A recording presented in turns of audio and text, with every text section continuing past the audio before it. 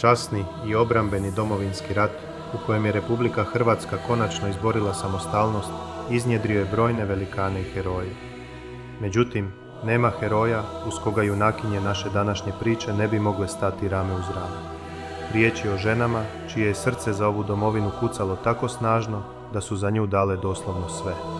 Dale su više no što je prosječan ljudski u stanju shvatiti.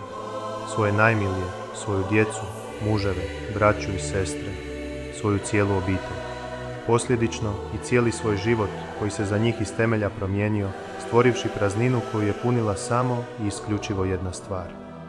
Ljubav prema svom narodu i svojoj domovini.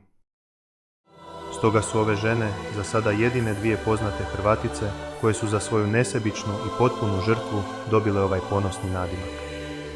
Majka hrabrost.